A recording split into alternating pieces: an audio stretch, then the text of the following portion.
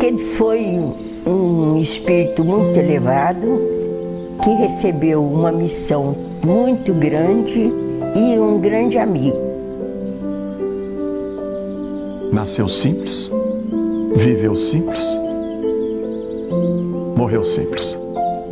O único homem que trabalhou durante 75 anos em favor de todos, menos dele. Somente um espírito superior teria essa presença espiritual. O povo procurava Chico Xavier porque sentia saudades de Jesus.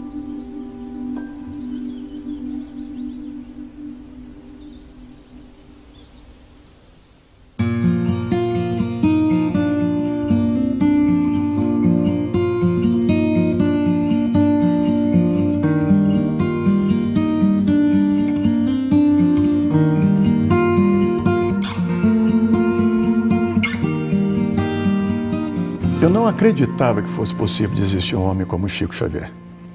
Não acreditava. Eu achava que era um exagero dos biógrafos, antes de conhecê-lo. E eu costumo dizer hoje, em 21 anos de convivência, se nós reuníssemos todos os biógrafos para dizer quem foi, ele foi isso e muito mais. Nos convenceu a todos através de 75 anos Eu ia falar isso. de dedicação. Eu registrei isso numa reportagem nossa e depois no maior brasileiro de todos os tempos, né? O único homem que nós conhecemos no mundo que trabalhou durante 75 anos em favor de todos, menos dele.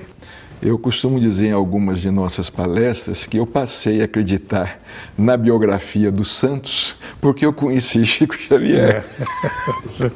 Porque as biografias dos santos parecem muito exageradas. Exato. Não é verdade? Nós não convivemos com Francisco de Assis, Teresa d'Ávila, Vicente de Paulo, mas convivemos com Chico Xavier e sabemos que isso é possível. E eu guardo um detalhe muito curioso. Um dia Chico foi receber o título de cidadania em Catanduva, aí eu apresentei um jornalista espírita, diretor de um centro espírita, e esse colega, emocionado na hora que eu apresentei o Chico, falou assim uns 2, 3 minutos de tudo que ele era. E o Chico, de repente, eu disse: que Deus te abençoe, meu filho. Eu não sou nada, eu sou a poeira que vocês levantam por aí. E ele acreditava nisso, né, Saulo? Exatamente. Ele não dizia por dizer. Exatamente. Ele acreditava que realmente fosse um cisco, né? Exato. Por uma outra pessoa, dito por outra pessoa, seria uma ofensa. Mas essa humildade dele é a humildade dos sábios, né? Exato. Que tem certeza de que não sabem nada diante da grandeza universal. Exato. Não é essa humildade falsa de querer apresentar uma coisa, até por vaidade, né? Não.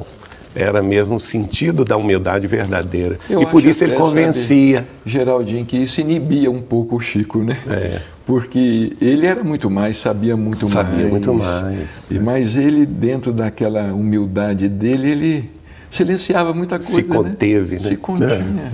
E outra coisa que me chama muita atenção nele, e eu convivi também quase 20 anos, é a capacidade de trabalho, né? Ele não tinha tempo ruim com ele. Era o dia inteiro, ele estava sempre inventando alguma tarefa, não estava descansando nunca, né, Bacelli?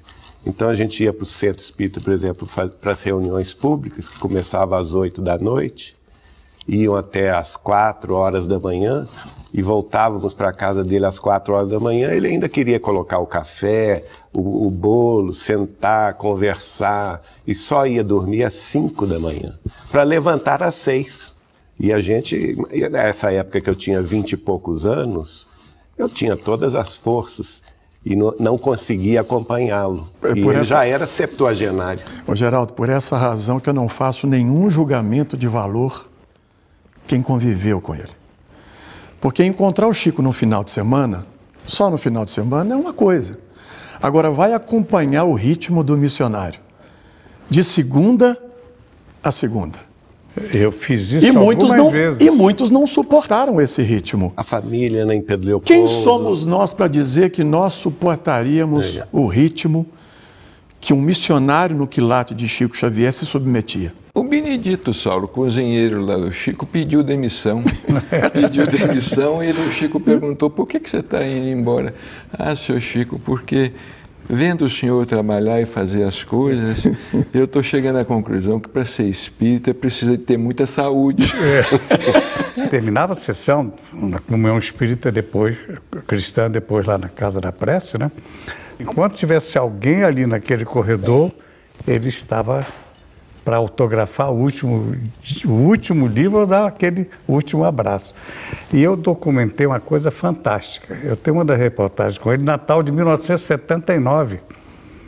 Nós estamos documentando o trabalho dele caminhando naquela fila. Pouco mais de 7.000 pessoas. Depois de ver atendido com os seus presentinhos 7.000 e tantas pessoas, ele foi para o centro e por volta de 2 horas da manhã estava psicografando uma mensagem que está documentada, que foi a emoção, a felicidade que eu tive de gravar ele psicografando a mensagem de um menino chamado Paulinho, falecido tragicamente no acidente. Os pais estavam sentados. Aí continuou o trabalho dele, terminou quase 6 horas da manhã. Você me fez lembrar uma coisa, Saulo, aquelas distribuições de Natal de Chico Xavier. Exato. Você falou em 7.000, mas algumas chegaram a 20.000 pessoas. Exatamente. Diante de Chico Xavier, eu vi muitas mães cair de joelhos e chegar até onde ele estava ajoelhado, como se estivesse se dirigindo realmente a uma figura iluminada que ele era, não é? Isso me emocionou muitas vezes. As mães se ajoelhavam. Embora ele não gostasse disso. Não, né? ele ficava incomodado com isso. Não gostava, mas era uma coisa espontânea. Era espontâneo. Ninguém Do povo, detinha, né? não é? Exatamente. Conhecia pelo nome, chamava. Quantas pessoas foi apresentado? Perguntava pela família, como é que está seu avô? Memória fulano de prodigiosa, tal? né? É. Uma memória E prodigiosa. quando eu o conheci, que foi no dia 14 de outubro de 81, ele não sabia, quer dizer, eu até então não tinha encontrado com ele. E ele me chama pelo nome, ainda pelo apelido, Geraldinho. Ah, Geraldinho. E eu fiquei assim, estupefato com aquilo, em São Paulo. E ocorreu um fato muito curioso essa noite, porque a reunião começou às 8h, e eu estava ali ajudando a organização dos livros que ele iria autografar. E às 4 horas da manhã, o Galves, que é o presidente do centro, chegou perto da minha tia e falou: Nair, eu mandei fechar os portões. E ela falou com o Galves assim: mas você falou com o Chico? E ele falou assim: não, eu vou esconder isso do Chico, porque senão ele manda abrir de novo. E ela riu, falou assim: ah, então eu duvido. Daí um pouco eu vejo o Chico chamando o Galves: Galves, vem cá, meu nego, abra os portões, por favor, porque enquanto tiver uma pessoa na fila, eu estou aqui para recebê-la.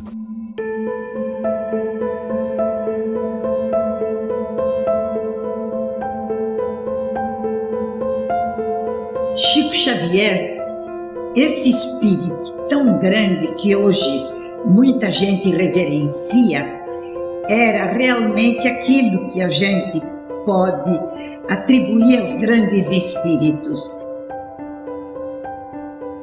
Através de muitos fenômenos que ele produzia, para mim, muitas vezes inexplicáveis, eu via que dos médiuns que eu conhecia, ele era o maior.